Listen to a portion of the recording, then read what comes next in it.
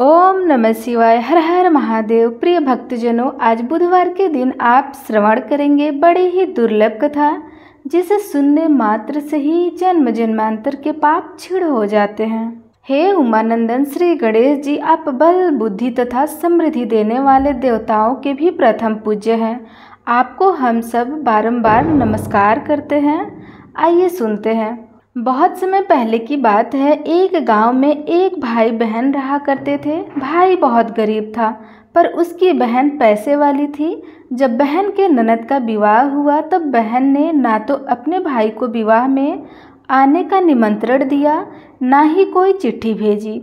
भाई को बाहरी लोगों से पता चला कि उसकी बहन के ननद का विवाह है। भाई ने अपने गांव वाले को बताया। तब गांव वालों ने उसकी बहन के लिए चुनरी, बिछिया, साड़ी, जिसको जितना बन पड़ा, कन्या के लिए दिया। भाई सारा सामान लेकर बहन के गांव पहुंचा। बहन के घर जाने पर बहन की देवरानी बोली, भाभी जी, आपके भाई आए हैं। तो बहन ने पूछा, कैसे आए हैं और क्या पहने हैं? तब देवरानी ने कहा कि पैदल आए हैं, फटी पगड़ी और फटी धोती पहने हैं। तो बहन बोलती है, मेरे ससुर हवेली के सामने दुकान में बैठे हैं, मुझे शर्म आती है। भाई को बोलो कि पीछे के दरवाजे से आए। भाई के आते ही बहन ने भाई को एक कमरे में बंद कर बाहर से ताला लगा दिया। एक तरफ लड़की का विवाह हो रहा था, गाजे बाजे बज रहे थे, अतिथियों को भोजन कराया जा रहा था, और दूसरी तरफ भाई को कोई भी पानी तक पूछने वाला नहीं था। तभी भांजे की बहू को दया आ गई और उसने दरवाज़ा खोल दिया। दरवाज़ा खुलते ही भाई वहाँ से भागा। 2 दिन के भूखे प्यासे रहने के कारण उसे चक्कर आने लगे।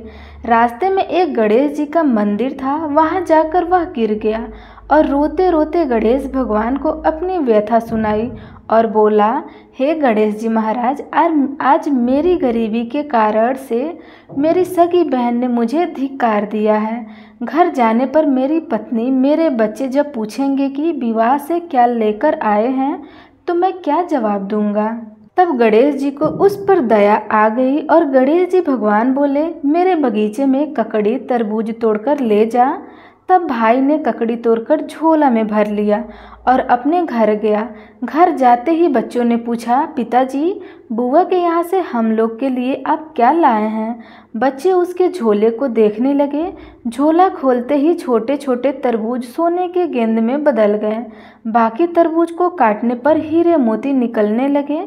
पत्नी बोली, आप बहन के घर से इतना कुछ क्यों लाए हैं? काफ़ी बहन ने हम लोगों को बहुत ज़्यादा दे दिया है। भाई ने कुछ भी जवाब नहीं दिया। गणेश भगवान की कृपा से उसके दिन बदल गए। भाई का काम धंधा जोरों से चलने लगा और भाई अब बुधवार का व्रत भी करने लगा। धीरे धीरे गहने, कपड़े, रहने के लिए मकान बन गए। पत्नी बोली, एक बार ननद जी को बुलाकर लाओ। तो भाई ने नए कपड़े, जूते पहनकर रथ में बैठकर बहन को लेने गया। देवरानी बोली, भाभी जी, आपके भाई आए हैं। बहन ने पूछा, कैसे आए हैं और क्या पहने हैं? तब देवरानी बोली, रथ में बैठकर खूब ठाठ बाट से आए हैं। तो उसके बाद बहन बोलती है, मेरे भाई को बोलो कि हवेली के सामने से आए। मेरे ससुर, देवर, जेठ देखेंगे। भाई का बहन ने खूब स्वागत सत्कार किया। भाई बोला, बहन, मैं तुम्हें लेने आया हूँ। तब बहन ने कहा, मुझे भी बहुत दिन हो गए, मैं चलो आती हूँ। भाई को लेकर अपने घर आया। भाई और उसकी पत्नी ने बहन का खूब आदर सत्कार किया। भाई बहन को लेकर अपने घर आया। भाई और उसकी पत्नी ने बहन का खूब आदर सत्कार किया। खूब मेहमानी हुई। जो चीज़ें मांगी सब बनवाकर उसे दे दिया। बहन बोली, भाई, मुझे एक जोड़ी जूतियाँ चाहिए। तब भाई ने मोची को बुलवाया और कहा, मेरी बहन के लिए ऐसी जूती बनाओ जो मुझसे बोले। तब मोची ने कहा, उसमें कुछ समय लग जाएगा। तो भाई ने कहा, कोई बात नहीं है, मैं इंतज़ार कर लूँगा। बहन को बहुत सारा धन देकर अब भाई ने उसे विदा कर दिया और अभी तक वह जूती नहीं आई थी। बहन रवाना होने लगी, तभी मोची जूतियाँ लेकर आया। बहन की जूती पहनते ही जूतियाँ बोली, निर्धन भाई की पैसे वाली बहन, गणेश जी का बगीचा नहीं होता तो आज क्या करती। बहन तब भाई की पत्नी से पूछने लगी, यह कहाँ से आवाज़ आ रही है। तब भाई ने कहा, सुबह का समय है, कोई जीव जंतु बोल रहे होंगे। भाई ने घोड़े गाड़ी को जल्दी जाने के लिए कहा। बहन के ताजे की पत्नी जिद करके बैठ गई। बोली, अजी बताइए जुतिया क्या बोल रही थी। तब पत्नी ने अपनी पूरी बात उसे बताई। सारी आप बीती कह सुनाई कि कैसे बहन ने मुझे 2 दिन भूखा रखा, कमरे में बंद कर दिया था। भांजे की बहू ने दरवाज़ा खोला, तब मैं बाहर आया और गणेश जी की शरण में जा पहुंचा। गणेश जी की कृपा से हमारे दिन बदल गए। तभी से मैं गणेश व्रत करने लगा। उससे अपने पत्नी को सारी बातें बताई। तब पत्नी बोली, अगर मुझे मालूम होता तो मैं आपकी बहन को कुछ नहीं देती। मेरा दिया हुआ सब कुछ वापस लेकर आओ। तब पति बोला, अरे पगली, गणेश भगवान ने हमें सब कुछ दिया है। अगर वह मुझे भूखा प्यासा कमरे में बंद नहीं करती तो मैं गणेश भगवान के मंदिर में क्यों जाता। क्या मैं गणेश जी को अपना दुखड़ा सुनाता। तुम अपना मन मैला मत करो। और हाँ, अपने घर पर तो गणेश जी की कृपा है और किस चीज़ की कमी है। फिर दोनों गणेश जी के आगे झुककर प्रणाम करते हैं और जय जयकारा करने लगते हैं। हे गणेश जी महाराज, जैसी कृपा आपने गरीब भाई बहन पर की, वैसे ही अपने सभी भक्तों पर अपनी कृपा बनाए रखना। प्रेम से बोलिए गणेश भगवान की जय। प्रिय भक्तजनों, अब आइए सुनाते हैं गणेश जी की पूजा पाठ से जुड़ी जाने वाली पौराणिक कथा। एक गांव में एक सेठ और सेठानी रहा करते थे। वे बहुत ही धार्मिक प्रवृत्ति के थे और वे गणेश जी के अनन्य भक्त थे। वे दोनों बिना चूके हर बुधवार को गणेश जी का व्रत करते थे और शाम को ब्राह्मण को भोजन कराने के बाद अपना व्रत खोलते थे। सेठ जी का काफ़ी बड़ा परिवार था। वे सब आपस में बड़े प्यार और भाईचारे से रहते थे, लेकिन सेठानी और सेठ की कोई संतान नहीं थी। इस विषय में परिवार और गांव के लोग आपस में बहुत बात किया करते थे। सभी लोग सेठानी को बाज बुलाते थे। यह सभी बातें सुनकर सेठ सेठानी बहुत दुखी होते थे। एक बुधवार के दिन सेठ और सेठानी भगवान गणेश जी की पूजा संपन्न करा के मंदिर से बाहर आ रहे थे। तभी उन्हें सीढ़ियों पर एक छोटा बच्चा अकेले बैठा हुआ दिखाई दिया। बालक को देखते ही दोनों उसके पास गए और पूछा कि तुम्हारे माता पिता कहाँ हैं। लेकिन बच्चों ने अभी तक ठीक से बोलना नहीं सीखा था, इसलिए वह बोला कि नहीं पता। पर दोनों सेठ सेठानी बच्चों के पास शाम तक बैठे रहे। तब तक पंडित जी और सेठ जी उनके नौकर ने आसपास जाकर बच्चों के माता पिता को खोजने की कोशिश की, लेकिन उन्हें बच्चे के माता पिता या बच्चे खोने की कोई खबर ना मिली। फिर पंडित जी ने सेठ और सेठानी को यह बच्चा अपने घर ले जाने के लिए कह दिया।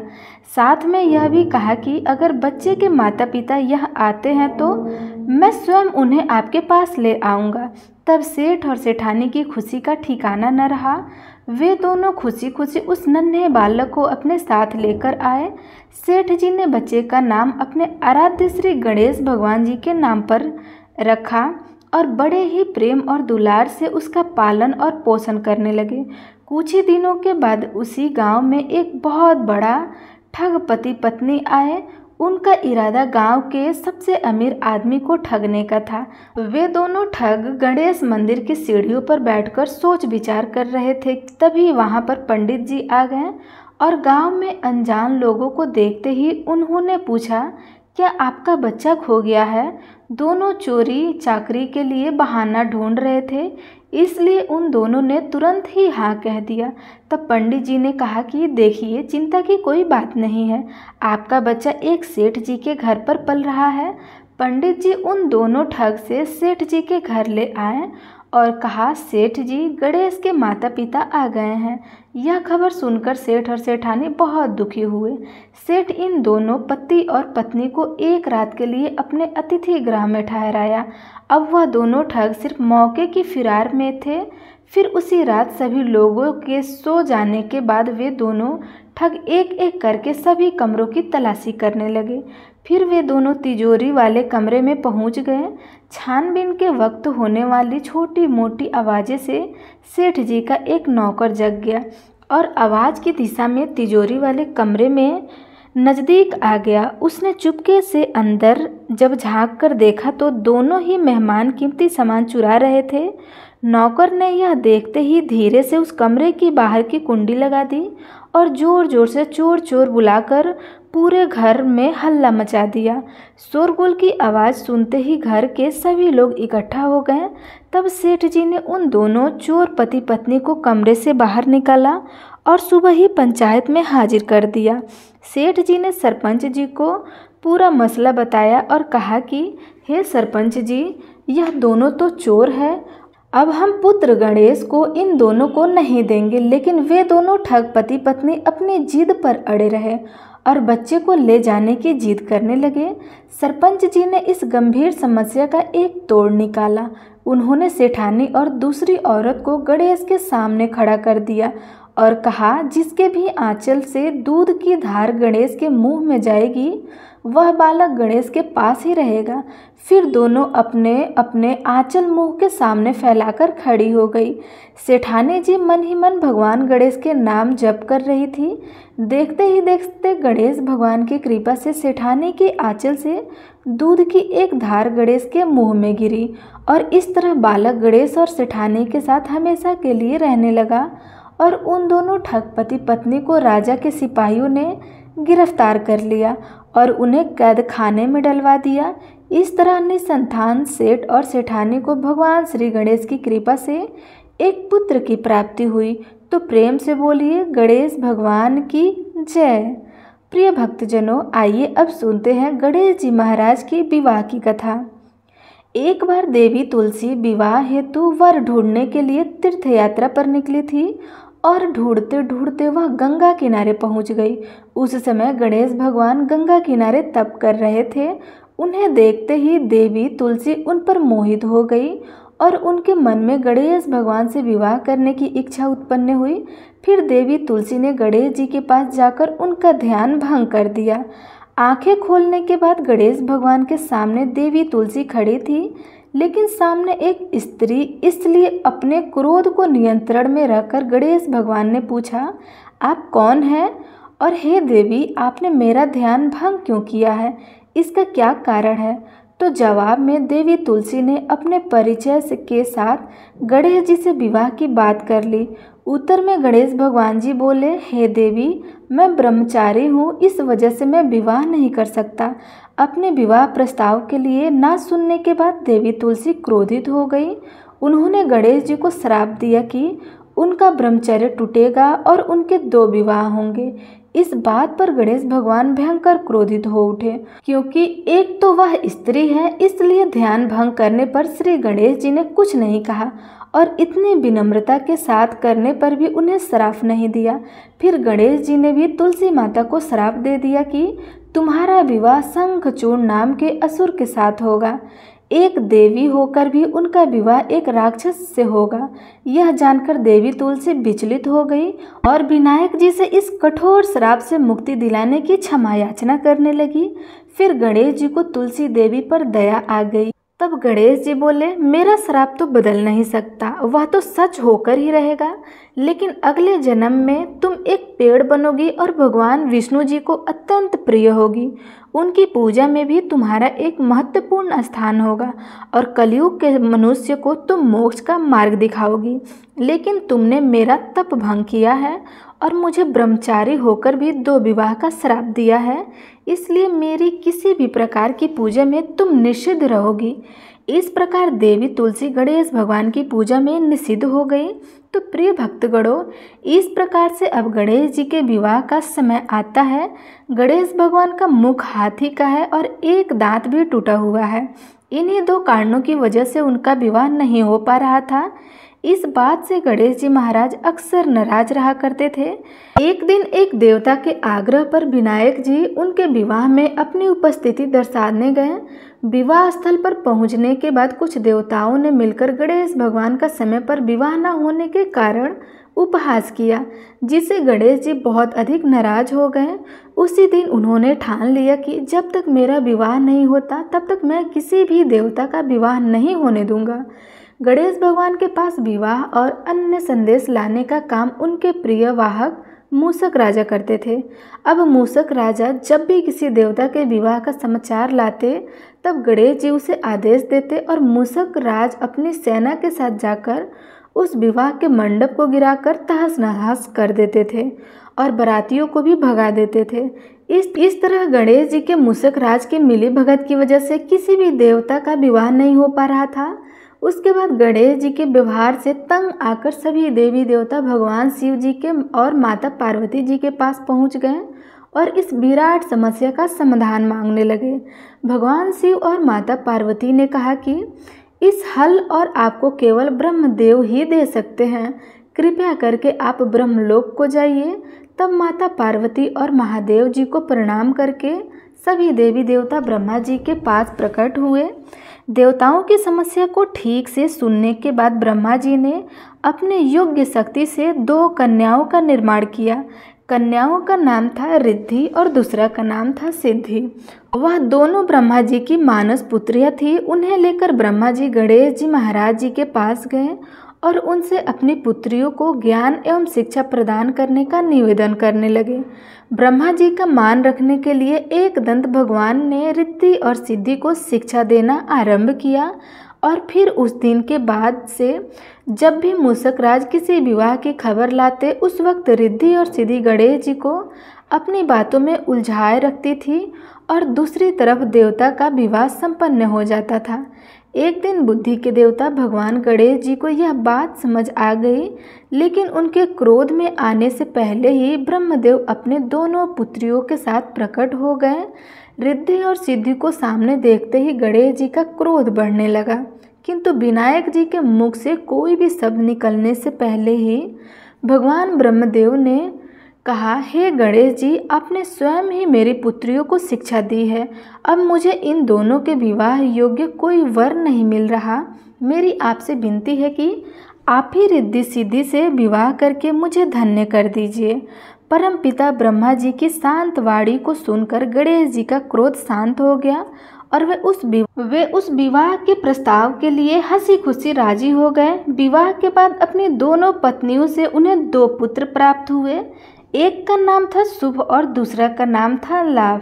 तो प्रेम से बोलिए गजानन भगवान श्री गणेश की जय। प्रिय भक्तों, अब आइए सुनते हैं गणेश जी महाराज की बड़ी दुर्लभ कथा। सुख मिले, समृद्धि मिले, मिले खुशी अपार, आपका जीवन सफल हो जब आए श्री गणेश आपके द्वार। पौराणिक कथा के अनुसार एक बार की बात है, 7 बहनें थी। 6 बहनें पूजा पाठ करती थी, लेकिन 7वीं बहन नहीं करती थी। एक बार श्री गणेश जी ने सोचा कि मैं इन 7 बहनें की परीक्षा करता हूँ। वे साधु के रूप में उनके घर आए और दरवाज़ा खटखटाने लगे। पहली बहन से गणेश जी ने कहा, हे पुत्री, मेरे लिए खीर बना दो, मैं बड़ी दूर से आया हूँ। अब देखिए, उस पहली बहन ने मना कर दिया। अब इसी तरह साधु भेष रूपी गणेश भगवान बाकी के सभी 6 बहनों के पास गए, लेकिन उन्होंने भी मना कर दिया और बची 7वीं बहन। तो गणेश भगवान 7वीं बहन के पास जाते हैं और उनसे भी कहते हैं, हे बेटी, मैं बड़ी दूर से आया हूँ, मुझे भूख लगी है, तुम मुझे खीर बना कर दो। तो वह 7वीं बहन ने हाँ कर दी। उसने चावल बीनना शुरू कर दिया और फिर खीर बनाना शुरू कर दी। जब खीर बननी शुरू हो गई तो बहन को लगा कि यह खीर कहीं कच्ची तो नहीं है, इसलिए 7वीं बहन ने अधपकी खीर चख ली। फिर साधु महाराज को खीर खिलाई। साधु ने कहा, तुम भी खीर खा लो बेटी। तब 7वीं बहन ने कहा, मैंने तो खीर बनाते बनाते ही खा ली है। हे भगवान, आप गुस्सा मत होइएगा, मैंने सोचा कहीं खीर कच्ची न रह जाए, इसलिए मैंने चख लिया। देख ली। उस 7वीं बहन की ऐसी भक्ति देखकर गणेश भगवान बड़े प्रसन्न हुए और फिर गणेश जी अपने असली रूप में आ गए और कहा, बेटी, मैं तुम्हें स्वर्ग ले जाऊंगा। बहन ने कहा कि मैं अकेले स्वर्ग नहीं जाऊंगी महाराज, मेरी 6 बहनों को भी ले चलिए। गणेश जी बड़े खुश हुए और सबको स्वर्ग लोक ले गए। स्वर्ग में मज़े से घूमने के बाद सभी वापस आ गए और जब अपने घर आते हैं तो उन्हें देखा कि उनके कुटिया की जगह एक बहुत आलीशान महल बना हुआ है। महल में नौकर चाकर, गाड़ी घोड़े सब हैं और इसी प्रकार वे रानियों की तरह जीवन व्यतीत करने लगी। जय हो गणेश भगवान। हे गणेश भगवान, जैसी कृपा आपने 7वीं बहन पर की, वैसी कृपा सभी पर करना। कहानी को कहते सुनते हुंकार भरते सभी का कल्याण करना। प्रिय भक्तजनों, अब आप श्रवण करेंगे सभी दुखों को हरने वाली गणेश भगवान की दूसरी कथा। एक गांव में एक कुम्हार रहता था। उसकी 2 पत्नियां थीं। दोनों पत्नियों को एक एक बेटी हुई थी। बड़ी बेटी का नाम सुखिया और छोटी का नाम दुखिया था। बड़ी वाली बहुत चालाक थी। वह अपनी बेटी सुखिया के साथ पूरे घर पर राज करती थी। इधर छोटी वाली अपनी बेटी दुखिया के साथ घर का सारा काम किया करती थी। कुम्हार भी इन दिनों पर कोई विशेष ध्यान नहीं देता था। अब देखिए, धीरे धीरे समय व्यतीत होता गया। एक दिन की बात है, कुम्हार की तबीयत बहुत खराब हो गई और उसने दुखिया को बुलाया और धीरे से एक गणेश जी की मूर्ति अपने बेटी को थमा दिया। गणेश भगवान की उस मूर्ति को उस कुम्हार ने अपने हाथों से बनाया था। कुम्हार ने कहा, बेटी, मेरे पास तुम्हें देने के लिए बस यह गणेश जी की मूर्ति है, सो मैं तुम्हें दे रहा हूँ। इन्हें रोज भोग लगाना और इनकी पूजा करना, तुम्हारा कल्याण हो जाएगा। इतना कहते ही कुम्हार की मौत हो गई। बड़ी वाली पत्नी ने चालाकी से सारी संपत्ति हड़प ली और छोटी वाली को घर से निकाल दिया। छोटी वाली बेटी अपनी दुखिया के साथ सूत काटकर कपड़े बुनकर बेचती और जो पैसा मिलता उससे वह अपना जीवन यापन करती थी। एक दिन की बात है, दुखिया की माँ ने अपने बेटी से कहा कि तुम रुई का ध्यान रखना, यह रुई सूख जाए तो घर में ले जाकर रख देना। उस समय दुखिया गणेश भगवान को भोग लगा रही थी। गणेश भगवान को भोग लगाकर वह रुई का ध्यान रखने लगी। तभी हवा का तेज झोंका आया और दुखिया के सारे रुई उड़ गए। दुखिया चिंतित हो गई कि अब माँ को क्या जवाब दूंगी। उसी समय गणेश भगवान प्रकट हो गए और दुखिया से कहा, हे बेटी, तुम्हें तुम्हारी रुई वापस मिल जाएंगी, तुम मेरे पीछे पीछे आओ। दुखिया गणेश जी के पीछे पीछे चल पड़ी। रास्ते में उसे एक गाय मिली। गाय बोली, बेटी, मेरे चरणों और गोबर बिखरे पड़े हैं, तुम जरा इन्हें साफ कर दोगी। प्रिय भक्तों, मेहनत और दूसरों की सेवा करने की आदि दुखिया अपने स्वभाव के अनुसार गोबर साफ करने लगी। उसके बाद गाय के आगे उसने घास का एक बड़ा सा गट्ठर रख दिया और पानी भरी बाल्टी भी रख दी। तब गाय माता ने कहा, बेटी, आते समय मुझसे मिलकर ही जाना। अब दुखिया आगे बढ़ती गई। जाते जाते एक केले का पेड़ पड़ा है। केले के पेड़ ने कहा, बेटी, मेरे पेड़ के नीचे बहुत सारे खरपतवार हैं और मेरी टहनी नीचे तरफ झुक गई है, तो इसे सीधा कर दो और मेरे खरपतवार को साफ कर दो। दुखिया ने केले के पेड़ को आग्रह पर उसके नीचे गिरे सभी पत्तों को हटाया, एक टहनी की मदद से पेड़ को सीधा किया और फिर वह केला बोला, हे बेटी, तुम यदि वापस आना तो मुझसे मिलते हुए जाना। दुखिया ने कहा, ठीक है पेड़ महाराज। अब दुखिया आगे बढ़ी। आगे जाते जाते एक घोड़ा मिला जो खूंटी से बंधा हुआ था। घोड़े ने कहा, बेटी, मैं बहुत दिनों से भूखा हूँ, कुछ खाने को दे दो। तो दुखिया ने उसे घास काटकर खिलाया और पानी पिलाने आगे बढ़ी।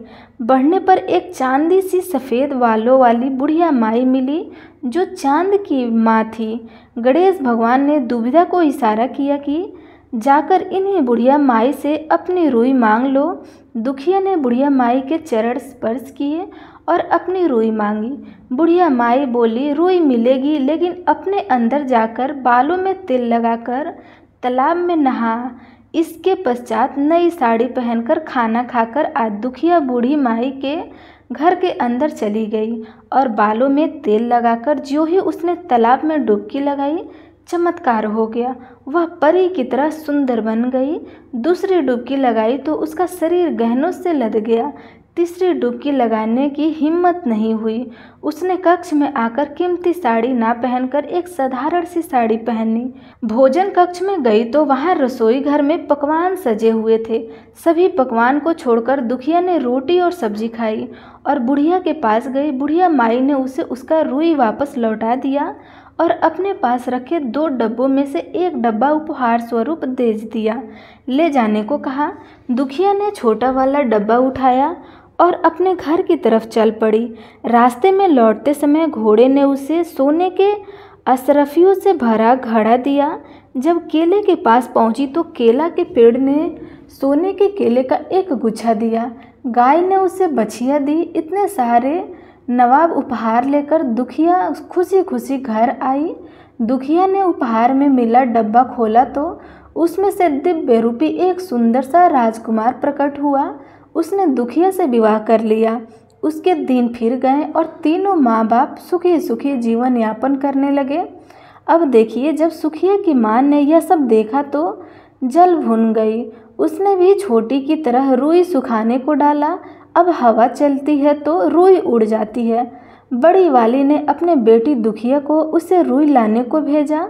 रास्ते में गाय घोड़े केले ने जो विनती दुखिया से की थी वही विनती सुखिया से भी करने लगे, लेकिन सुखिया मुंह पिचका कर आगे चली गई और आगे जाते जाते चांदी सी बाल वाली एक बुढ़िया माई मिली। उस बुढ़िया माई से अपनी रुई ऐसे मांगे जैसे वह आदेश दे रही हो। बुढ़िया माई ने कहा, अरे बेटी, गुस्सा क्यों करती हो? मेरे घर के अंदर आओ और बालों में तेल लगाकर तालाब में डुबकी लगा लो और सुंदर वस्त्र पहनकर भोजन करके चली आना।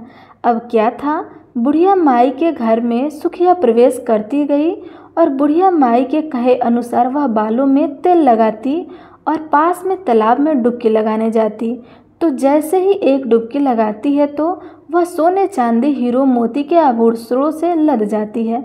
इसके बाद जब दूसरी डुबकी लगाती है तो वह एक राक्षसी हो जाती है। यह देखकर सुखिया बहुत दुखी हुई। वह फिर बुढ़िया माई के घर गई और बहुत सारा सुंदर साड़ी पहनी और अच्छे अच्छे पकवान खाए और बुढ़िया माई के पास आकर अपनी रुई मांगने लगी। बुढ़िया माई ने कहा, बेटी, यह 2 डब्बे रखे हैं, एक छोटा है और एक बड़ा है, जो भी तुम्हें लेना है ले सकती हो। तब सुखिया ने लालचवश बड़ा वाला डब्बा उठा लिया और यह सारी चीज़ें लेकर सुखिया आगे बढ़ती गई और रास्ते में घोड़े के पास जाती तो घोड़े ने उसे एक लात मारी। जब केले के पास जाती तो उस केले ने उसे ऊपर छिलकों की वर्षा करा दी। गाय ने भी उससे सींग मारकर दूर फेंक दिया। रोती बिलखती सुखिया घर आई और माँ को सारी बातें बताती। अब जब रात होती है तो उसने रात में वह उपहार वाला डब्बा खोला। उसने सोचा उसमें सारे हीरे मोती ज्वारात होंगे, लेकिन उसमें एक बुढ़िया विशाल अजगर निकला। उस अजगर ने सुखिया को निगल लिया और उसकी माँ रोती बिलखती घर से निकलकर भाग आई। उसकी माँ का सब कुछ खत्म हो गया, कुछ भी शेष नहीं बचा। प्रिय भक्तों, जो भी गणेश भगवान की भक्ति तन मन और धन से करता है उसे गणेश भगवान धन धान्य से सराबोर कर देते हैं, उसे निहाल कर देते हैं। और जो उनको भक्तों से ईर्ष्या करता है उनकी निंदा करते हैं, उसका सुखियों से जैसे ही हाल होता है। इसलिए गणेश भगवान की पूजा बड़े ही भक्ति भाव से करें और उनके भक्तों की निंदा कदापि ना करें। प्रेम से बोलिए गणेश भगवान की जय।